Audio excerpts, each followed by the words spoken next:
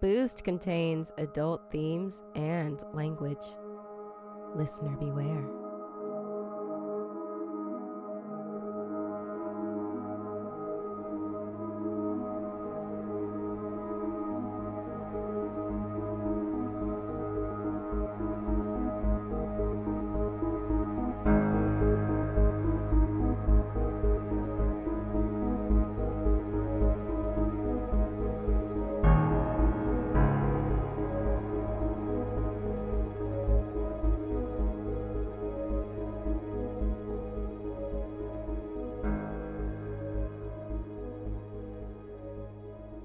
Hello, everyone, and welcome to another episode of Boosed, where we get supernatural and shit-faced. I have the very lovely Sally with me today as our special guest, and we are in for a wonderful story, I believe. Would you say that's correct, Sally? Wonderful, if you mean like you like stories where women steal children and drown them in the river. Yeah, I do. Yeah, wonderful is the term. I think you were correct. Terrifying and wonderful. Sounds. So what story then? You actually first, who is what Sally? Oh, who is a what is Sally? What is Sally? Mm-hmm. Well, fun fact: my full name is Araceli. So a Sally is a very, very pale Mexican American. I guess I'm second generation. My father was born in Mexico, but he was here since he was 5, so it's not like, he's a recent immigrant or anything like that. My mother was born in California in a town called Wasco. So also, I'm pretty American. I'm about as white as you can get by having a really hard to pronounce name.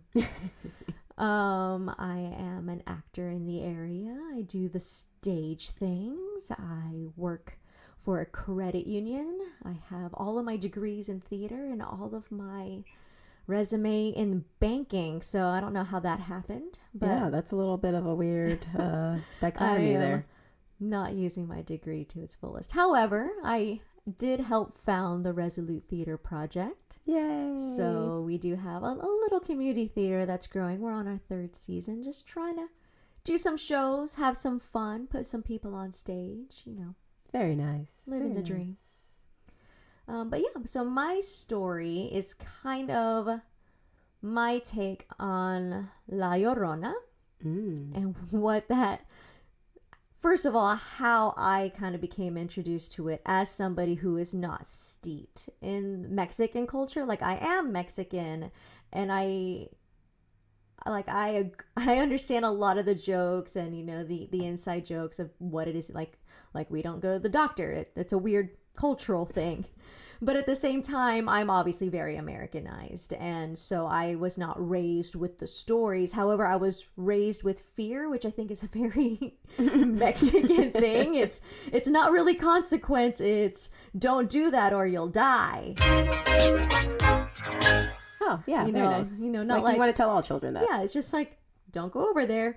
That thing is going to come get you. But I didn't really get the background of it. I just kind of got the name.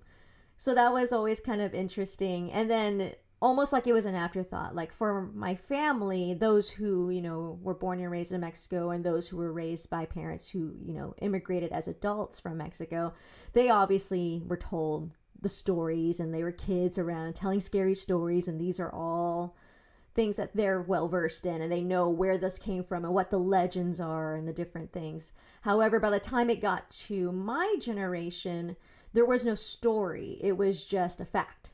It was just, come home or don't stay out late at night or else the cucuys are going to get you or La Llorona is going to take you or the chupacabras. And it was just kind of like, what? Are those people? Is that like a creature? What am I afraid of? I don't really know what I'm supposed to be afraid of. So La Llorona,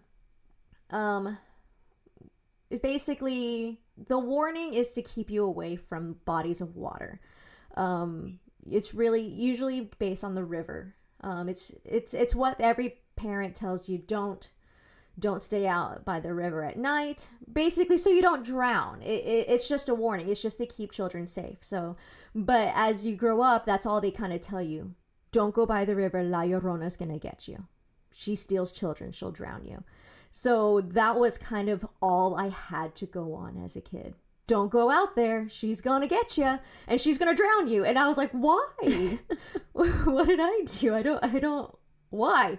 So I was always kind of really intrigued, obviously with the folklore, not being from Mexico. I'm just kind of getting this watered down version. So I did my research, and by research, I did all of the listening to everybody else's research and the best kind of research. Read all the other things that other people had written. I obviously didn't, go hit the streets or like the library.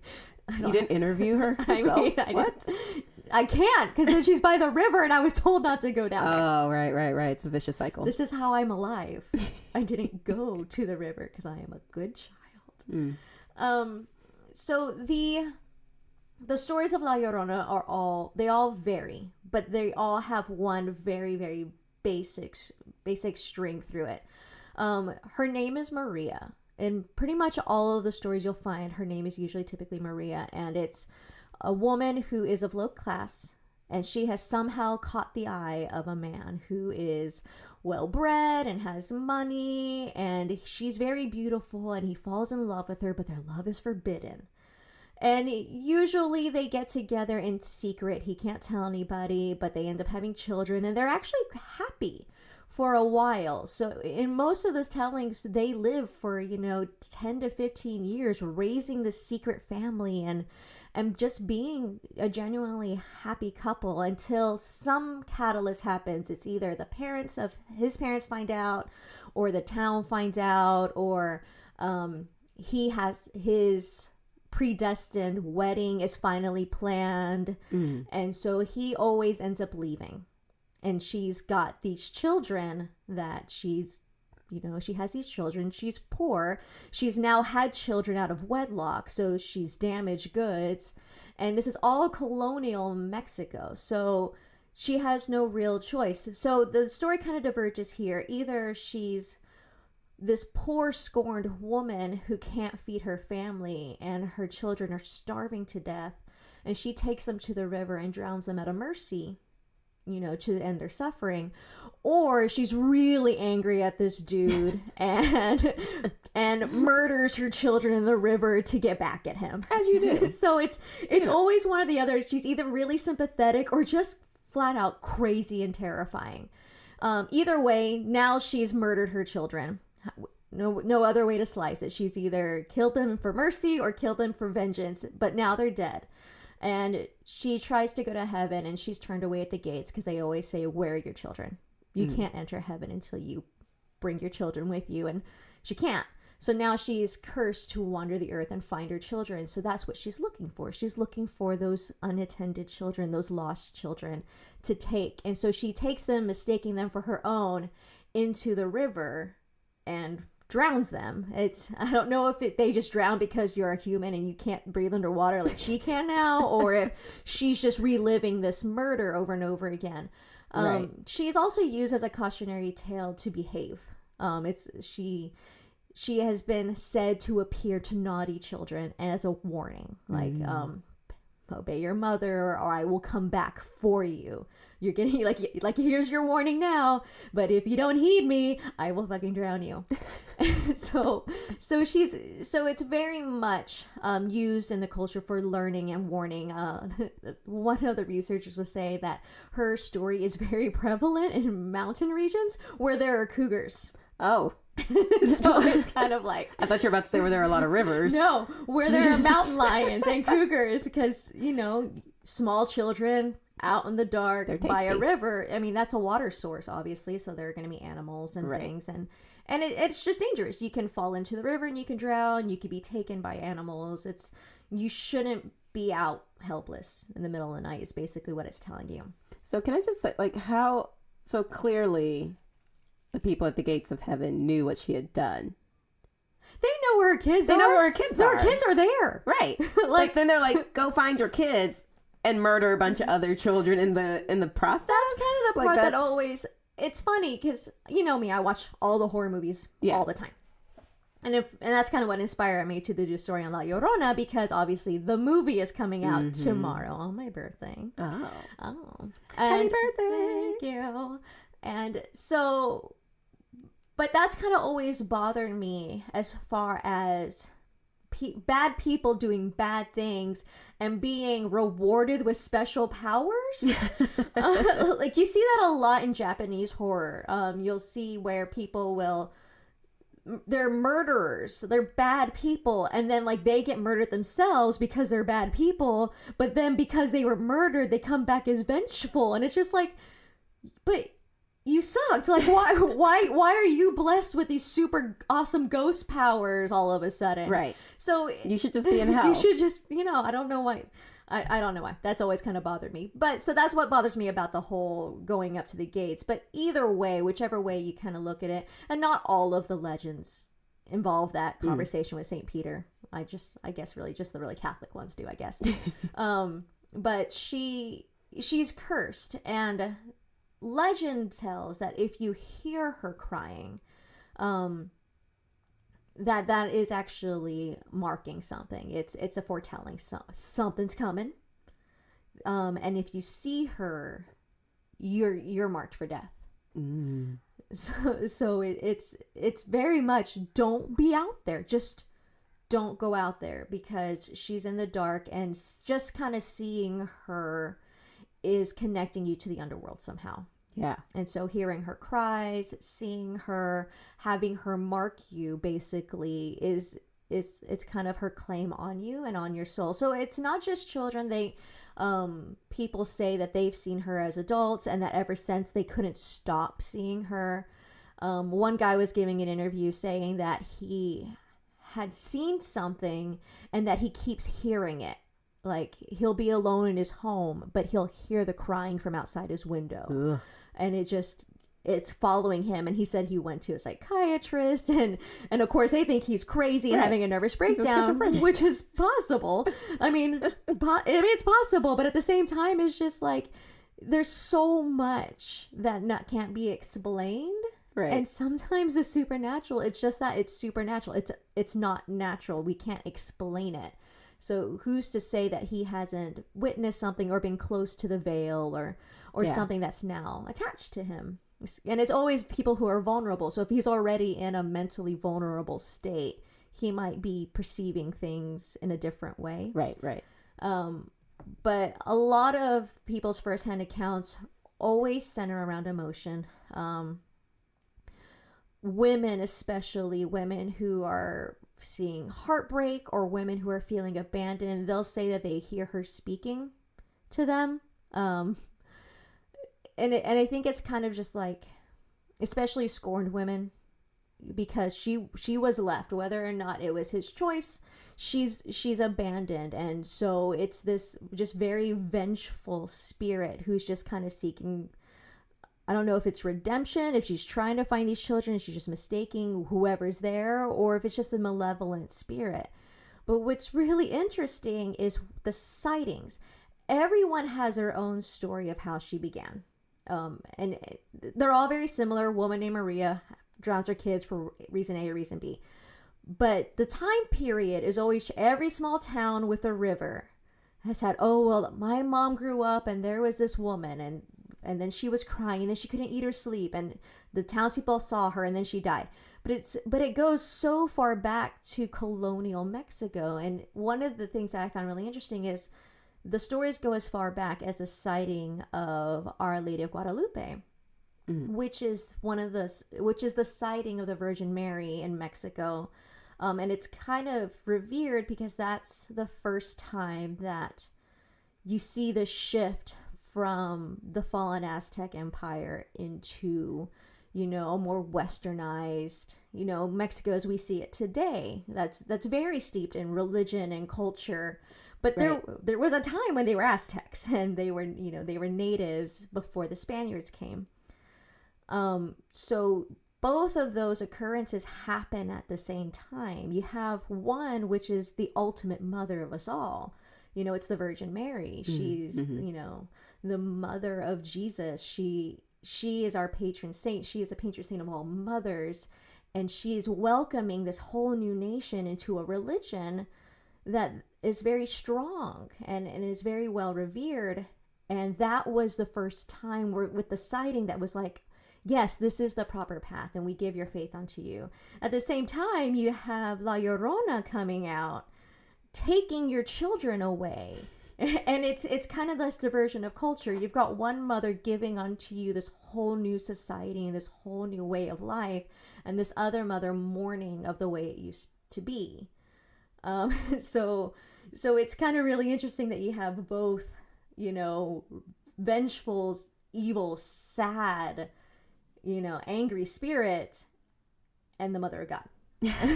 So the fact that they kind of both came up at the same time is really interesting. However, it's not to insult anybody's faith or, to make light of anything. It's very convenient that the sighting of the Virgin Mary is at that time where you've got the collapse of the native empire. They've been conquered now by Spain, and that culture is being overridden. And now that religion is it's okay. They're being told that it's okay to follow this whole new religion. So it's very kind of like, that's really a nice timing, right, for her to appear and comfort the world as it was. And speaking of the Spaniards, so Cortez himself, when he came down, he was very, very sneaky, so he came down and it was almost like it was diplomatic, because he met with Montezuma, like with the Aztec and Mayan empires. He didn't just come and immediately start killing people. It was very much, hi, how are you? My name's Montezuma. We're looking for some gold. We like it a lot. And Montezuma was like, oh, you like gold? Here's some gold. And it was just like thinking that if I give a gift of gold, they will leave us alone. Right. They're like, oh, here you go. Now you're appeased. Here's your gold and you're done. Obviously, that's not how greed works. And what? So he was just kind of like, oh, you have a lot of gold. How much gold do you have? Long story short, if you want to really get into history, he basically puts Montezuma under house arrest and like is ruling the kingdom in his name, kind of. He's got him trapped. And there was resistance fighters, and obviously this was a war. This was a whole culture trying to be exterminated by a whole other culture. But in the end, Cortez had been gifted a bunch of women, because, that's what you do. You just give women to people, apparently. Yeah, patriarchy. And one of them, I'm just looking at my phone because I want to say her name right, La Minche, also known as other things, but I'm just going to go with that because that's the word I can see. She was really a gifted translator, and so she spoke both and I know their actual like names for these languages. It's like, but she spoke the Aztec language and the Mayan language, and she spoke Spanish. Like, she learned it. She was very, very smart, so she could speak all these languages, and he used her to conquer these nations because she kind of smoothed everything over because there was no language barrier. Right. He was able to come in as friendly because he could communicate, and then he just slowly took everything over and was a douche about it. She's considered a traitor. People look at her like she betrayed the nation, whether or not it was willingly. Maybe she enjoyed the power, because they say that she's depicted on her own, giving her own orders.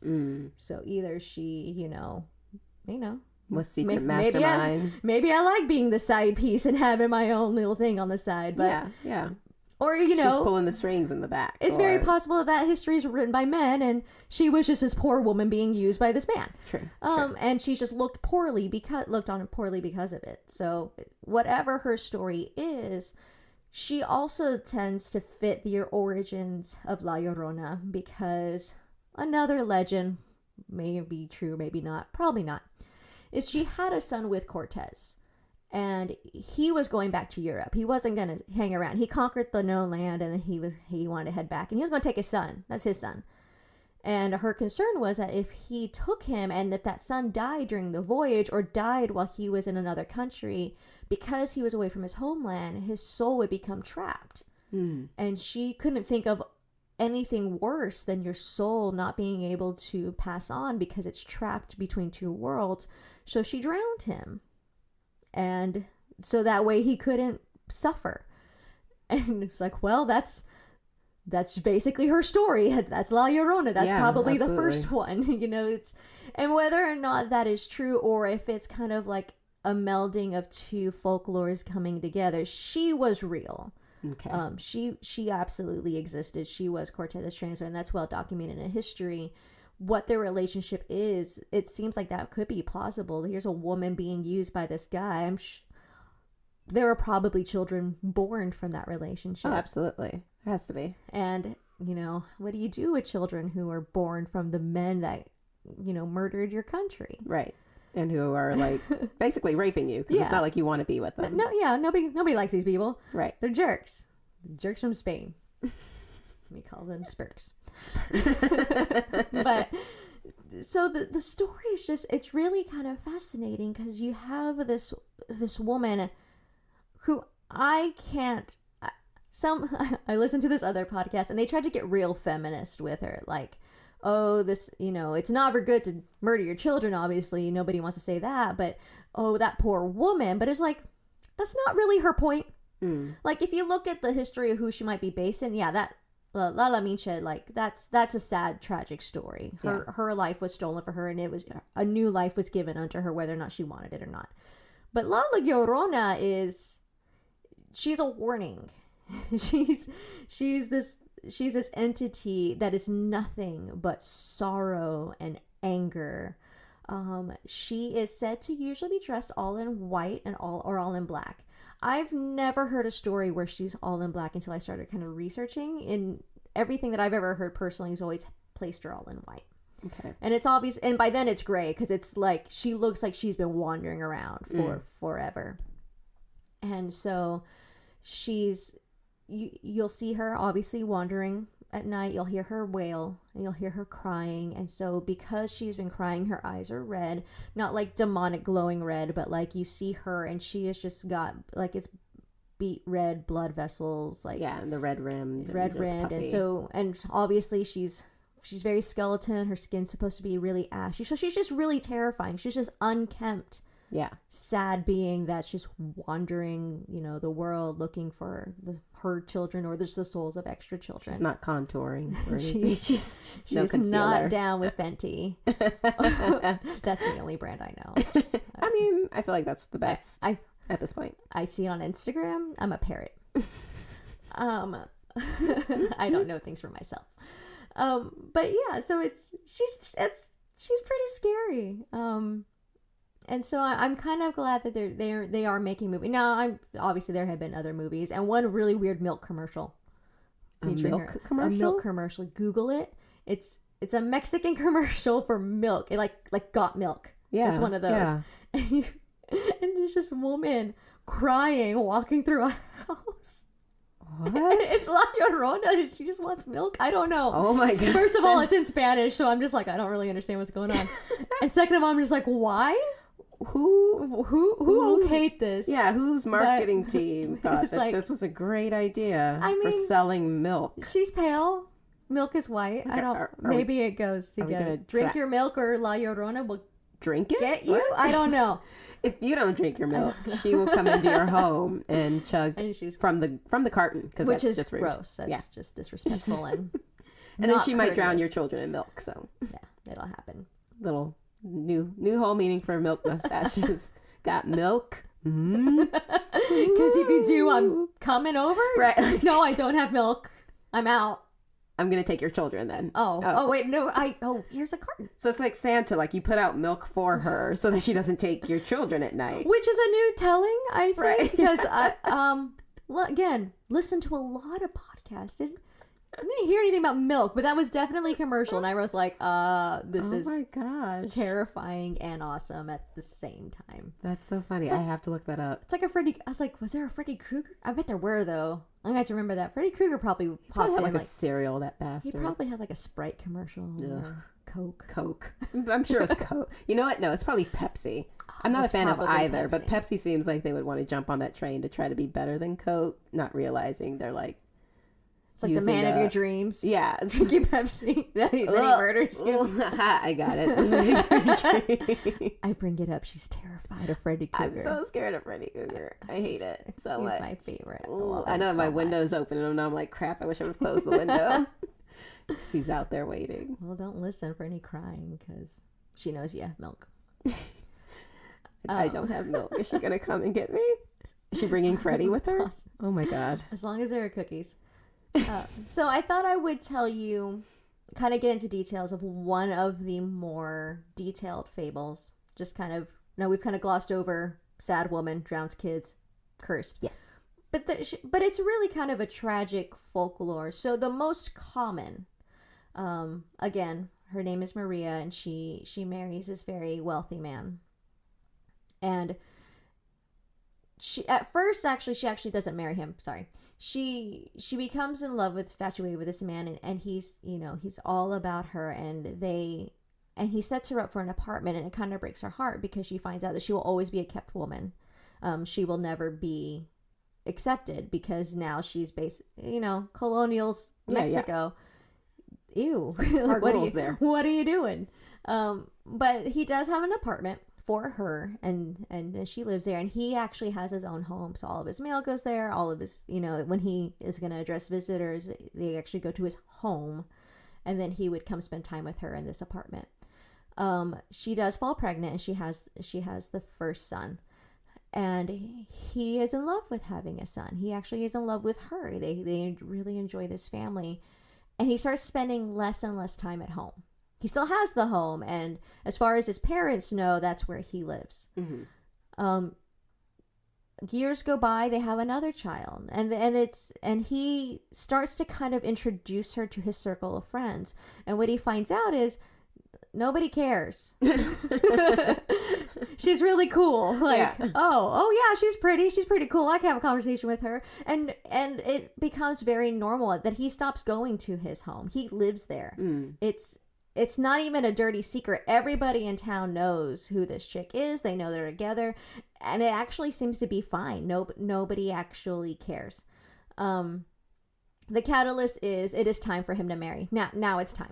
He's been with this woman for 15 years, and his parents just think that he hasn't found the right person yet. They just think he's single and doing whatever wherever he is. So they write to him and they tell him, dude, you're way past time to get married. We've got this countess. We've set up the arrangement. You're going to marry her, or you're disowned. And she goes to him and tells him, what are you going to tell your parents? We've got kids. Yeah. We have a life. We have friends. We have parties together. She's... In her mind, she is no longer a secret. She's not a kept woman. She's his wife by right. Mm-hmm. Everyone knows about her, so she doesn't understand why he's never taken that extra step. Because obviously, if the town can forgive their sin, surely the parents would want to know about their grandchildren. Surely the parents would want him to be happy and would accept her in time. And he is just like, no. Like, they will disown me. We will have no money. I won't be able to support you. It's Good job. So he's like, it's okay. I'll go marry her. You stay here in this apartment with our children, and I will continue to provide. And obviously, that's not optimal, right? But she still can't work. There's nothing for her to do. As cool with it as everybody is, it's far different to find employment and be to be this woman in sin and then find jobs. So you put that on your resume? Is that a skill set? I mean, maybe. Have you seen Les Mis? It works for some. She wasn't very good at it. Oh, poor Saltine. Oh, that's not her name. Close enough, right? What's her name now? You're drunk. So he goes and he marries a countess, and for a while the arrangement works, bills are getting paid, her family's getting fed. He even comes to visit on the occasion. And then all of a sudden, the money stops. And she finds out that the Countess has found out about her. And in true male fashion, is led to believe that she had tricked him into getting pregnant and that he had been honorable by paying for the baby. And the Countess is convinced that Maria had gotten pregnant by some other means and had just told him that it was his baby and has been using him for his money and his status and typical. All because having babies for funsies, that's what most people just do, to right? Just to trap men, and having multiple ones at that. Well, listen, I can't say I don't know people who have attempted that. So well, that's true. I know them too. There's been songs about it, I think. Yeah, I mean, maybe one. So the Countess is convinced that Maria is a fraud and that she is sinful and that she's going to put a stop to it. She's going to put a stop to Maria. It's like, no more, lady. You can't keep staining the character of my man. Right. Not his fault, though. No. He's a stupid man. He's a stupid guy. He got tricked. And since she's got more status than he does, it's her money. So money stops and they're destitute. They lose the apartment. They lose all of the funding that was keeping them afloat. And so she's got 2 kids. They're still fairly young, but they're not babies. They're like 10, 15, they're early teens, and they're hungry. There's no food. There's nothing to do. And so one day she decides that she tells them, "Oh, it's okay. We don't need the apartment. We don't need it. You know what? We're going to go over to this new town and they're going to have a feast for us. And it's going to be wonderful. And we're going to go and we're going to live in this new place and everyone's going to love us so much. But you know what? It's kind of far. Let's go to the river and take a swim and relax for a little bit." And so she takes them to the river for fun so they can swim and so they can just enjoy life and be kids. And she goes into the river with them and is coaxing them further and further away from the edge so that way they don't have footing. And she gets the oldest one out there first. And she drowns him. She just holds him under the water and drowns him. And the youngest one doesn't really understand what's going on because they're younger, and she does basically the same thing to him. And the town people see this.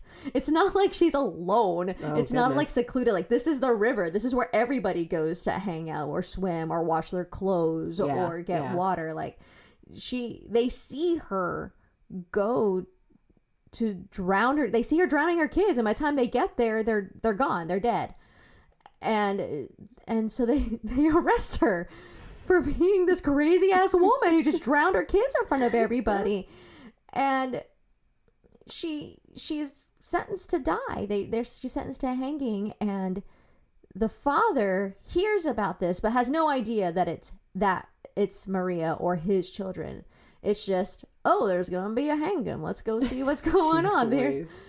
And he gets there, and it's fucking Maria up there with a noose around her neck, and that's how he finds out that his children are dead. Wow. And it's just like, and she's just there looking at him like, this is you. This is all you. And obviously the Countess won't even look her in the eye, and that's how she dies in that story.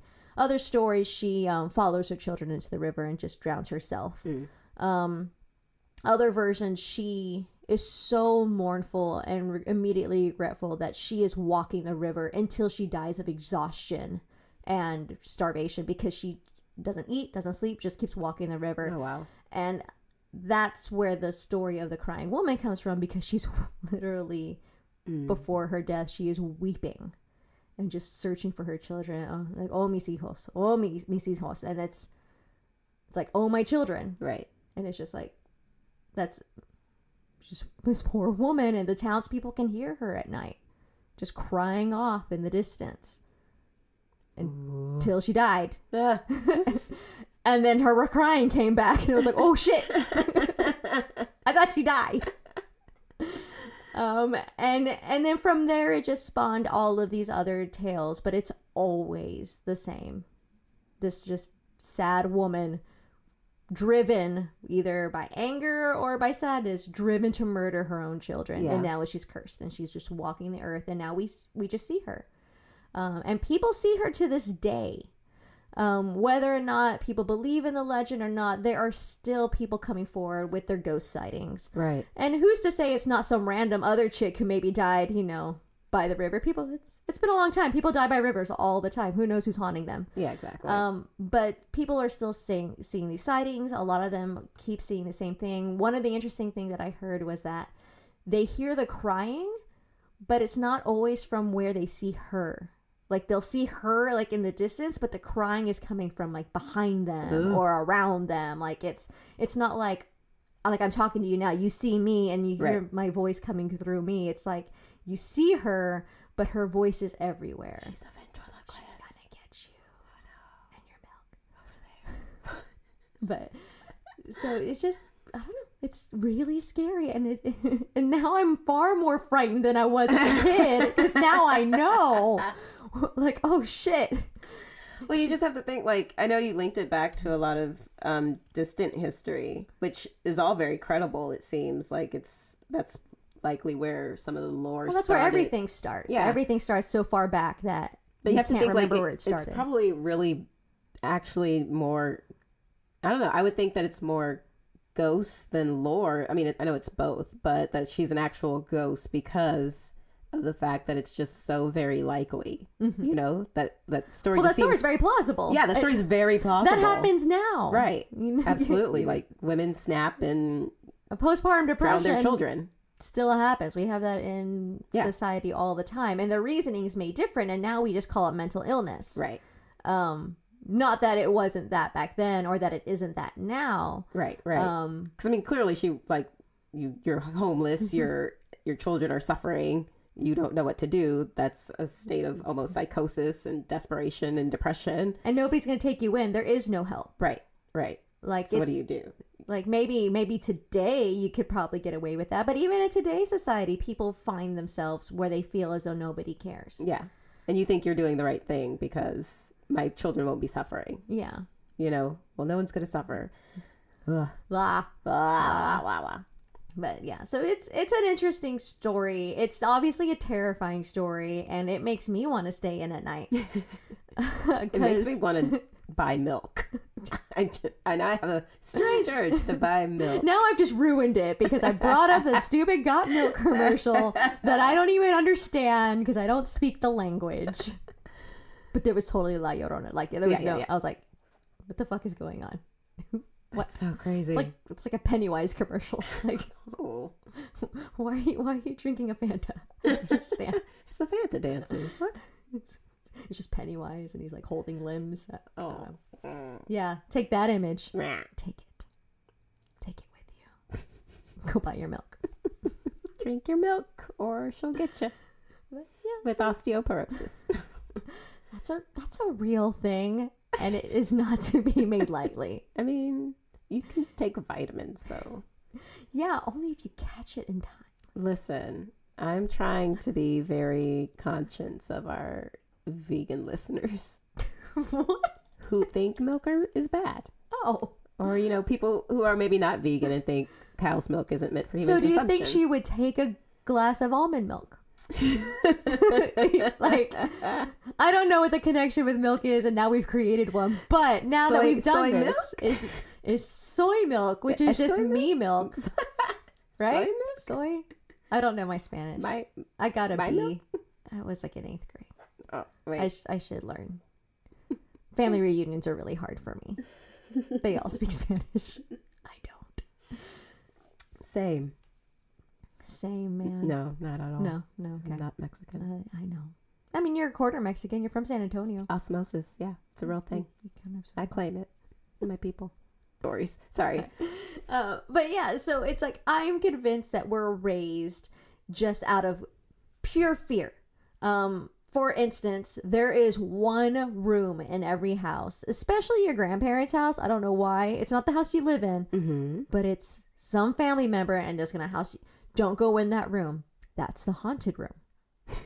And it's just them saying, don't touch my stuff. Right. That's all it is. That's the nice room we don't want children in. But it's legit like you're born with this innate fear of that room at the end of the hall. Like, and you could be in the room right next to that room and you just know like, oh shit, that's the room the Gagulies are in. Or like, don't go in that room. That's where so-and-so died. And it's just kind of like, who's so-and-so? Are we related? Why are they still here? I don't. What? But I very much like my grandparents had a really nice house and it had 4 bedrooms. And there was this one bedroom in the corner that I was convinced was haunted for some reason. And it's like, don't go in. And I was like, I don't even know why. Like, and I was just afraid of, like, legitimately afraid of this room. And I've been in there as an adult, and I'm still really uneasy being in there. Like, it's wrong. Like, I am, like, trespassing on something holy or unholy or something. And it's just one of those really weird things that they, like, this ingrain this into you as a child. Like, don't go outside, you'll be murdered. And my mom was kind of always like that, too. Like, as I got older and, you know, I'm a preteen and you're left home alone. Right. Don't open the door. Don't open the door. If anybody comes to the door, don't open it. Convicts to get out. What? It could be, they'll barge in. They'll kidnap you. Don't open the door. Like, the sound of a doorbell makes my heart start to race. Like, if somebody knocks on my door and I'm not expecting it, which in the age of Amazon, I live in constant fear.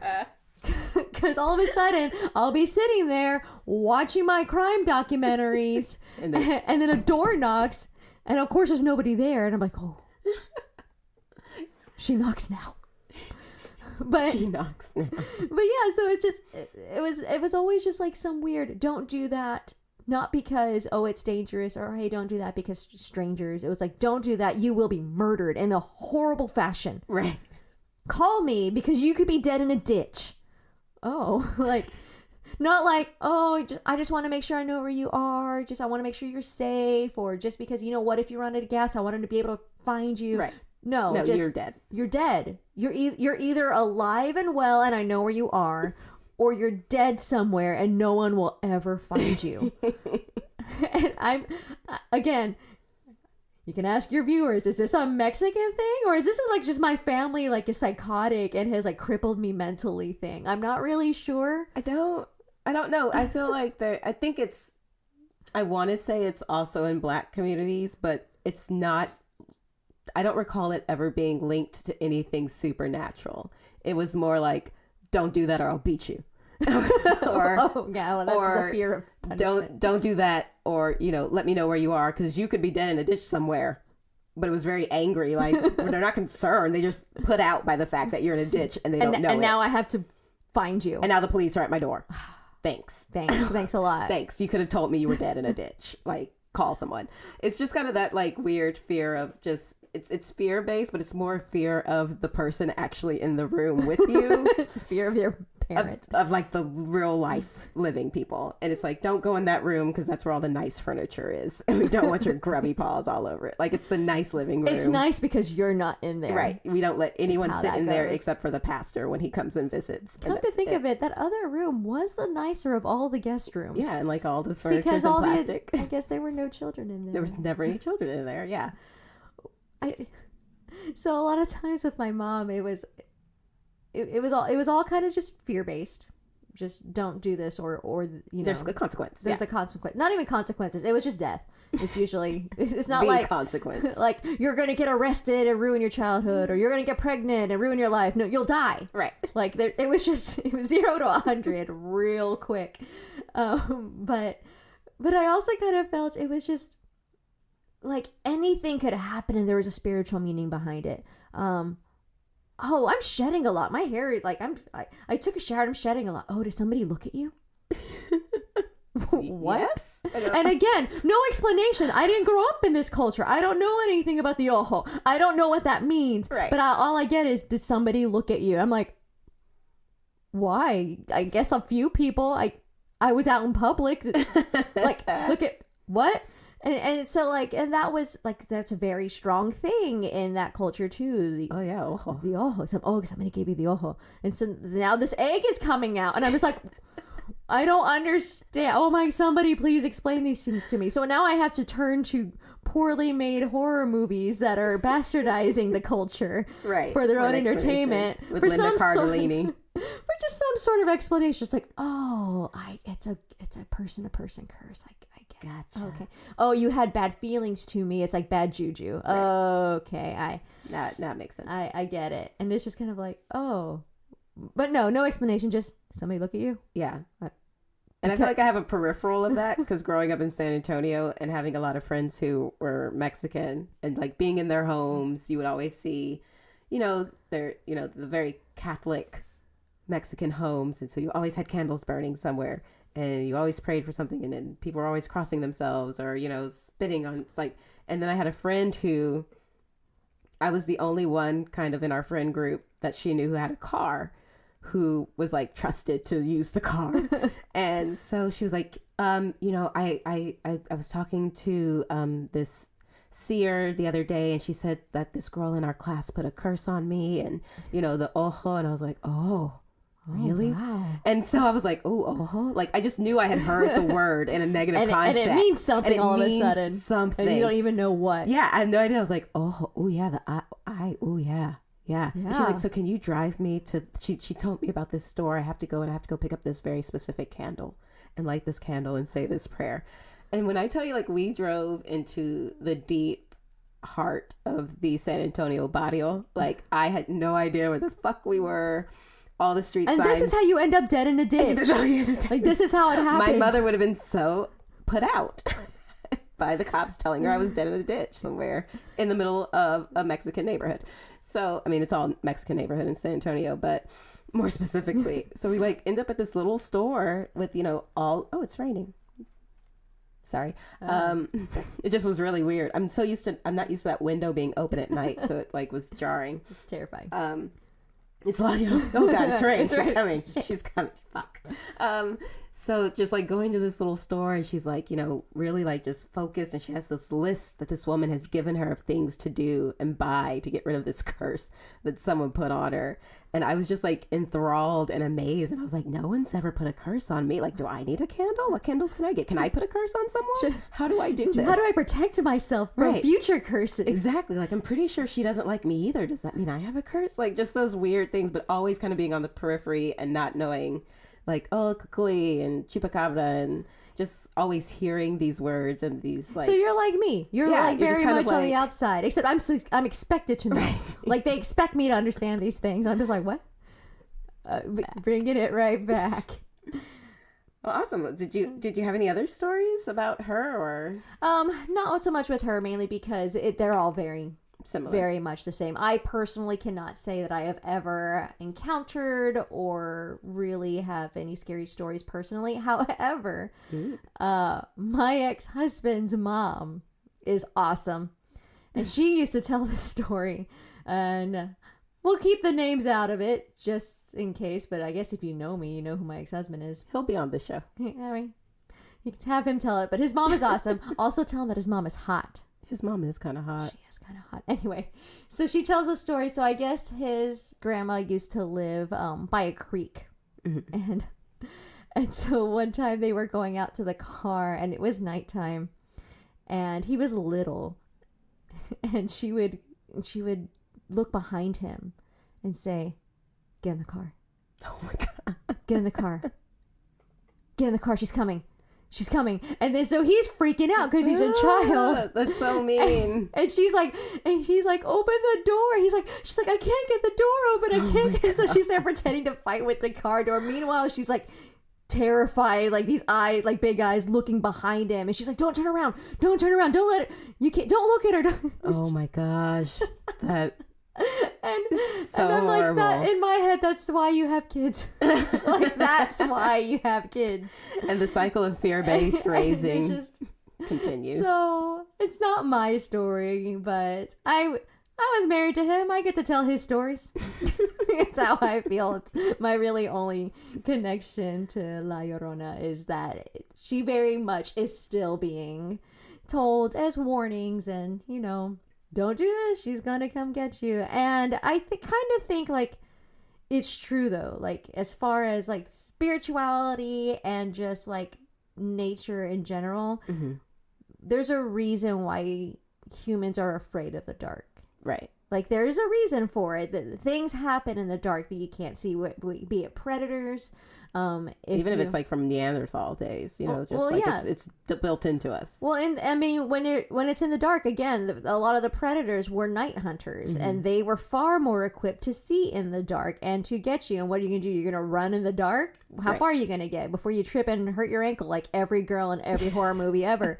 Wear sensible shoes, but keep those hiking boots by the doors, lady. But it's just innate in us. Don't be outside alone. That's when you and it's just just a reality. You are so much more vulnerable to anything, to nature, to the wild, to people that are out there, and also what we don't understand and what when you're vulnerable, you start to accept, I think, other things, and I think that acceptance really kind of opens you up, and I think that's when people really have their encounters with ghosts and with things that like I was touched because usually because they're in a place that they are susceptible to it. No one has ever been haunted at a Walmart. Like no one has been, you know, touched by a dead child at a Walmart because first of all, there are no ghosts in Walmart. There's too much going on. There's too many people. Like, you're not vulnerable, right? Gotcha. Like there spiritually, you're very much like, where are my Doritos and I want to leave. I bought the wrong SD card. I need to go. And who knows if this is recording? But that's a lot. That's basically the moral of the story: is don't make yourself vulnerable to these things that can get you. They are out there in the dark. The rivers are they're very treacherous. It's people know, like with the arroyos, like they can. You're on the bank and then all of a sudden you're fucking in the river. Like it's. It'll sweep up and get you. Literally, the river will come at you and take you off of the bank. And for small children or people who are not aware, you die. You die all the time. And it's like, or those mountain lions that apparently are helping perpetrate the legend, because I guess their mating call sounds like screaming or crying or something. Like they just. I don't know. Maybe it's like that kind of jackal thing that sounds like laughing. I don't know. I assume it's like a peacock, which sounds like a baby crying, which is the weirdest, creepiest shit I've ever heard in my life.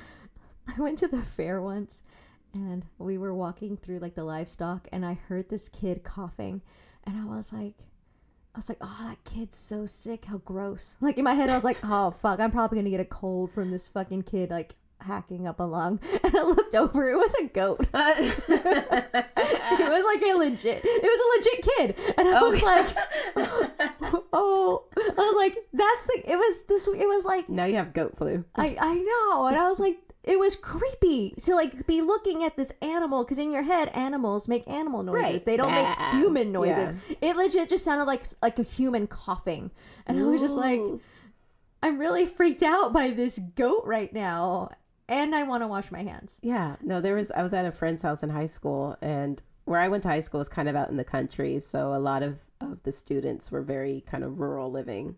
And it was at this girl's house and there was a baby crying. And it was kind of in the distance, but it just like we were in her bedroom with the door closed. So it could have been like just in the other room or towards the back of the house. Right. And the baby just kept crying and crying. It was like the whole time I was there. So finally I was like, is someone going to take care of that baby? Like, what? Is there a baby in the house? Like, I hear crying. And she's like, oh no, that's the peacocks. I said, wait, what? And she's like, our neighbors, they have peacocks. And that's them.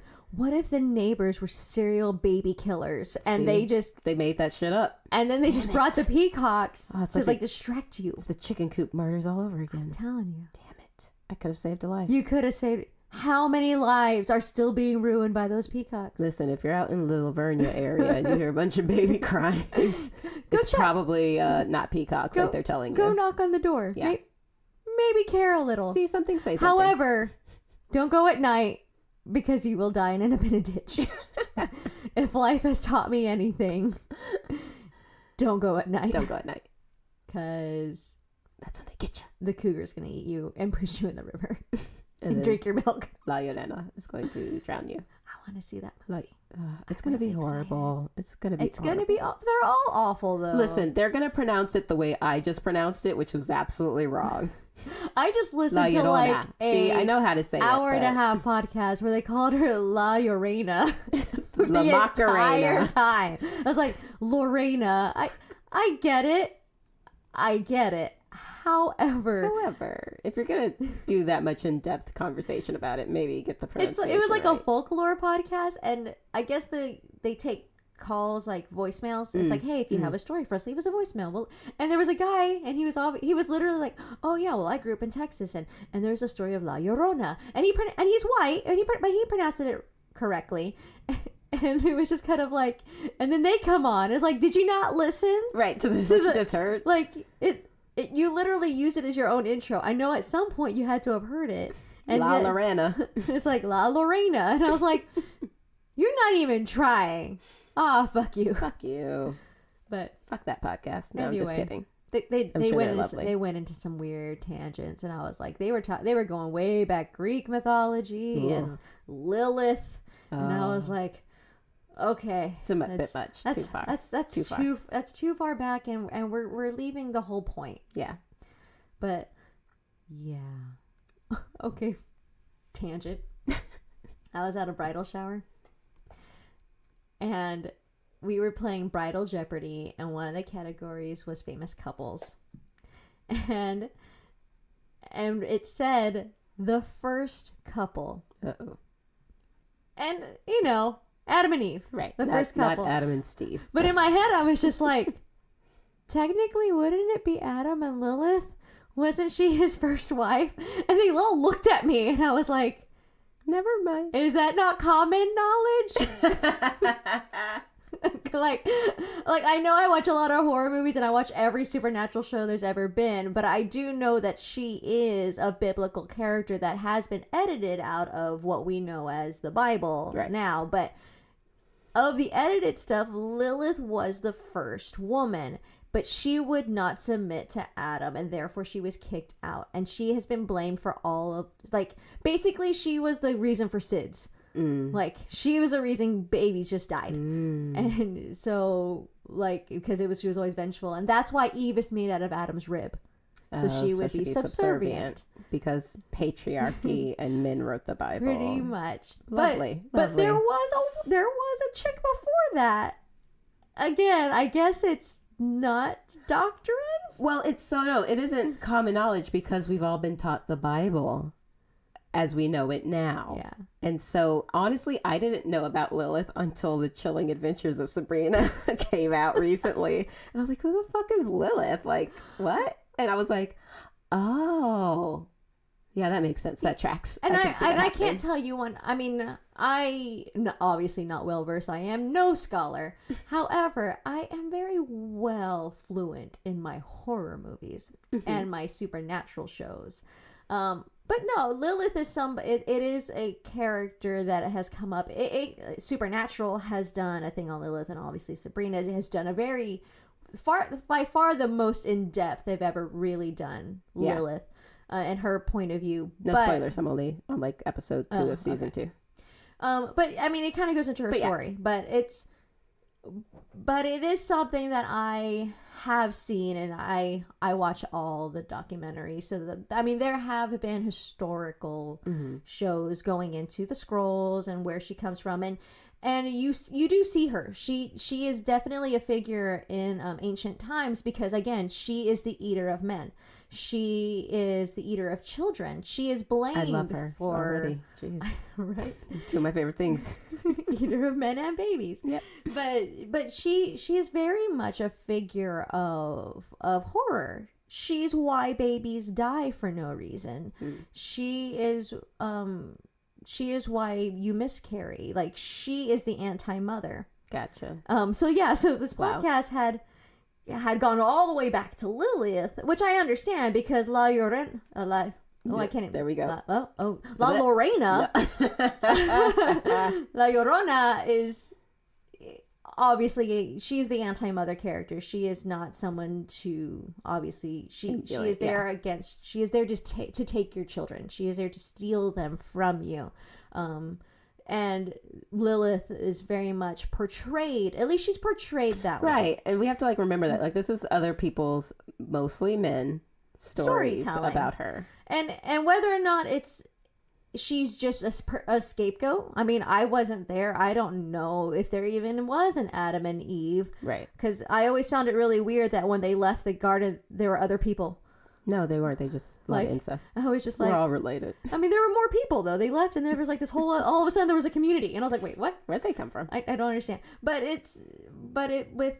She's very much a literary scapegoat. Mm-hmm.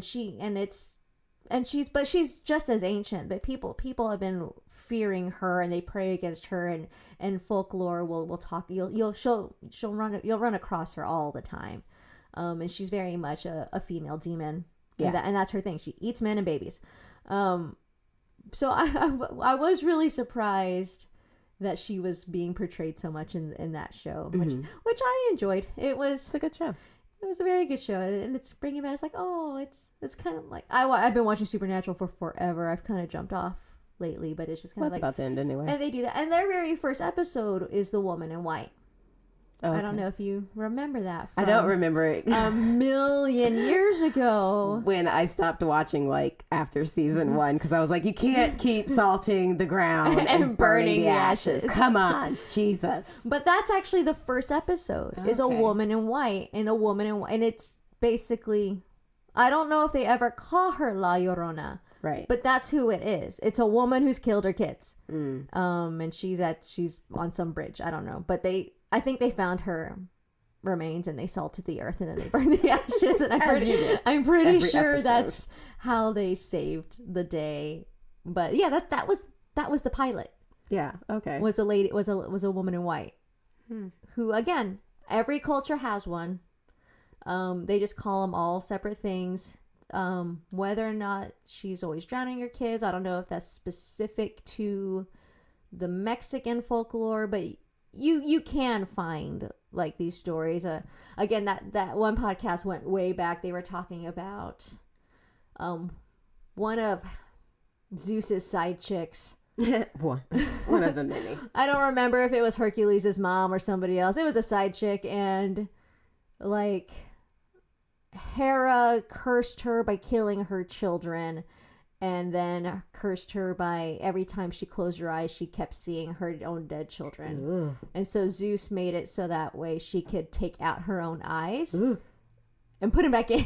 What? So like glasses, like she could take them off, go to bed. That's supposed to help? And well, then because she could close her eyes and not see her dead children because her eyes are not in her head anymore. But you're Zeus, and that's all you can do? Well, maybe Hera's really cool and good at what she does. Well, I know she is, but you're supposed to be like the god of gods. Come on, Zeusy.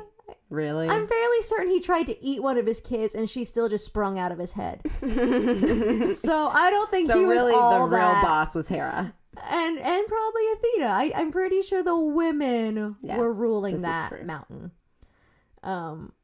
Yeah, she was constantly like terrorizing his side pieces. Well, I mean, of course she was. Well, I mean, it wasn't their fault. A lot of times they thought they were having sex with swans, which I also don't get.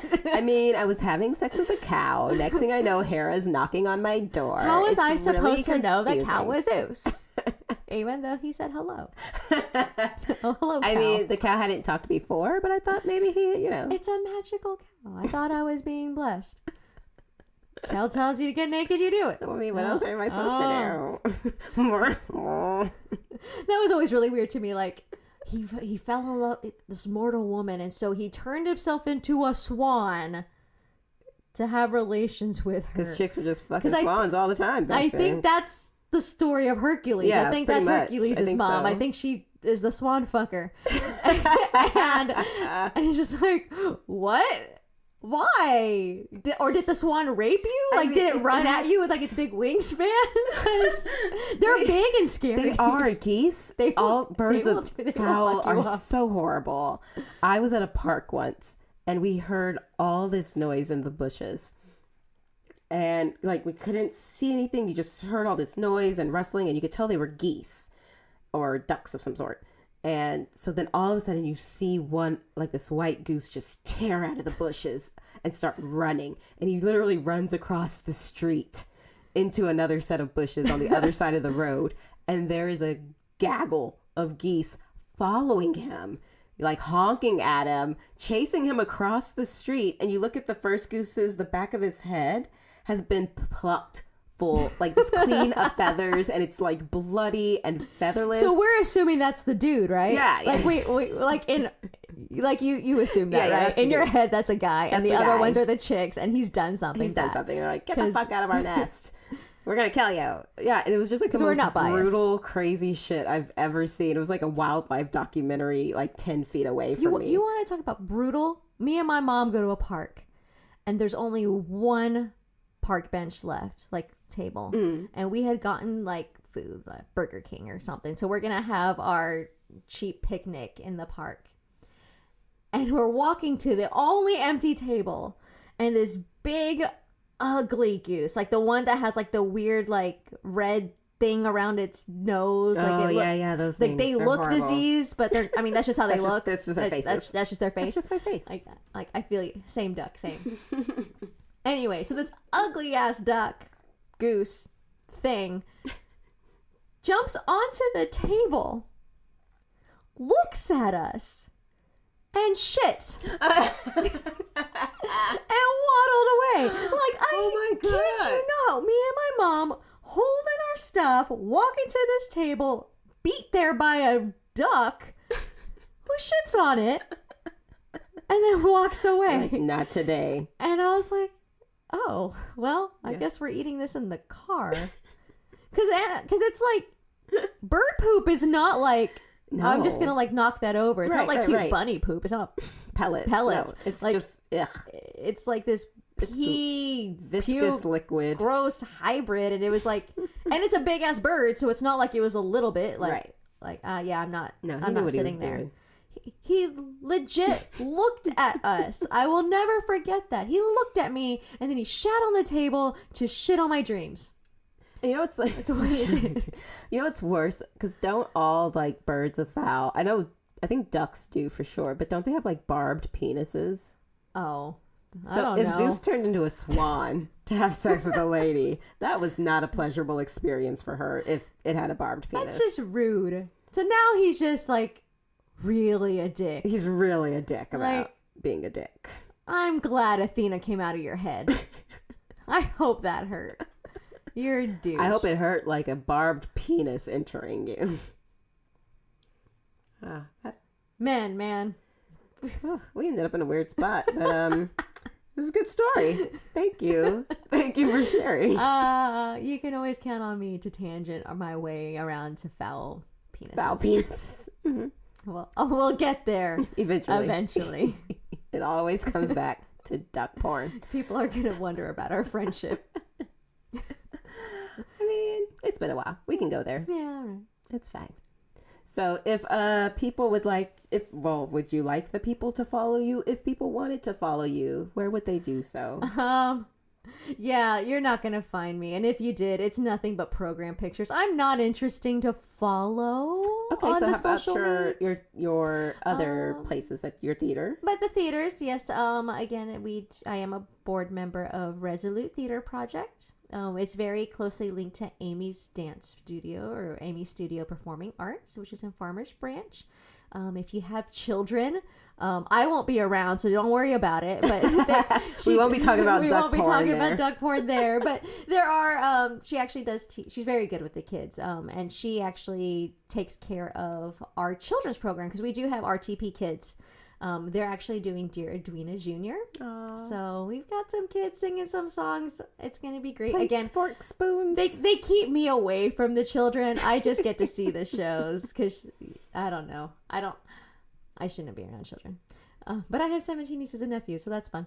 I am also a company member of Lip Service. I'm more kind of, right now, their program maker. Mainly because Jason Leva, who is the owner of it, is... the shows are... He's trying very much to kind of go in a different direction, so the shows are being very selective, and they're putting a lot more time into a show, so it's a very high quality piece of work. They just did Waiting for Godot, which are trying to take to Edinburgh. Nice. Which is kind of cool. Wow. But I won't be going because that's out of this country. And you should definitely go. That's the reason to go. Yeah, but that's this year. I don't have money to go this year. Maybe next year. Or the year after that. Because wedding. Oh, yeah. Expensive. But yeah, so I'll be around. If you find Camille, you'll find me. That's kind of like, I mean, you can follow me on Instagram. I'm pretty sure it's just my name, Araceli Review. But again, I just program pictures of me going to see Camille shows mainly. or things like that. I'm not a very interesting follow, but if you want to come see my shows, yes. That's where you'll find me. I'll be around the area going by my full name. Awesome. Well, I'll be sure to link to all of your special projects and your own very special Instagram with dogs and programs. With dogs and programs, yes. So awesome. Well, thank you so much for joining us today. Thank you for the whiskey. Yeah, you are more than welcome. Glad you could drink it. It was delicious. Thank you for the Whataburger. You're welcome. That was also delicious. Mm-hmm. Thank you for listening to Boosed. Our theme was composed by Vincent Parish. Sound production is done by Sydnee Johnson. You can find us on social media at Boosed Pod. That's BOOSED Pod. If you would like to support the show, please go to patreon.com/boostpod to make a contribution. Thank you for listening. And don't forget, get boozed.